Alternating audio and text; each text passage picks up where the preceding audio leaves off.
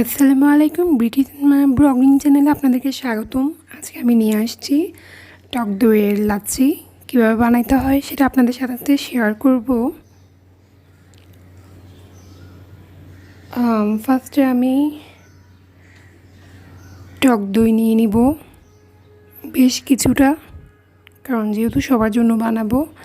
আর কাজু বাদাম নিয়ে নিব, আর 1 গ্লাস পরিমাণ দুধ নিয়ে নিব। এই যে আপনারা দেখতে পাচ্ছেন আমি এখানে 1 গ্লাস দুধ ঢেলে নিয়েছি ব্লেন্ডারে।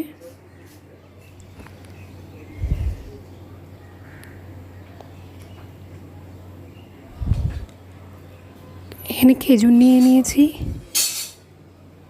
কারণ আমি এখানে কোনো চিনি ইউজ করব না। যারা ডায়াবেটিস আছে যাদের, তারা অনেক আরামসে এটা খাইতে পারবেন। এটা খাইলে পেটও ঠান্ডা থাকবে। আর টক দই নিয়ে নিয়েছি, খেজুর দিয়ে দিব।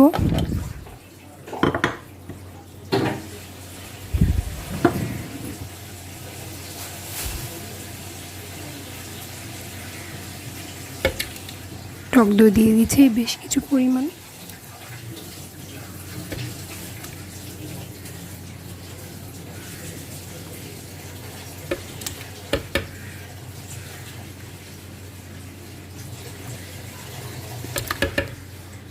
আপনার লাচ্ছিটা বানাতে হলে অনেক ভালোভাবে ব্লেন্ড করতে হবে, 6-7 বারের মতো। ফেনা ফেনা একটা উঠে থাকবে, তখন মনে করবেন টক দইয়ের লাচ্ছি হয়ে গিয়েছে। আর টক দইয়ের লাচ্ছিটা অনেক মজাদার, আপনারা চাইলে বাসায় ট্রাই করতে পারেন।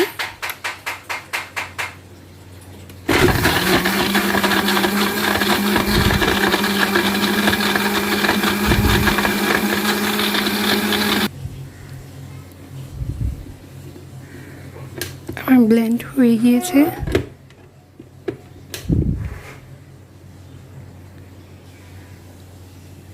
এই যে দেখতে পাচ্ছেন ফেনা ফেনা উঠে রয়েছে, এটাই হচ্ছে লাচ্ছি।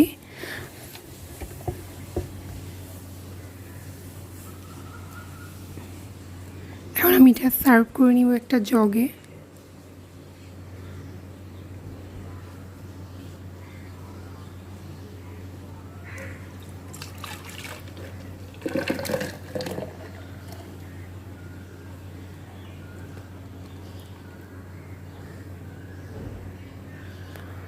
লাচ্ছিটা অনেক মজার, সবাই বাসায় ট্রাই করবেন। আর যাদের ডায়াবেটিস আছে তারা কোনো ভয় পাবেন না।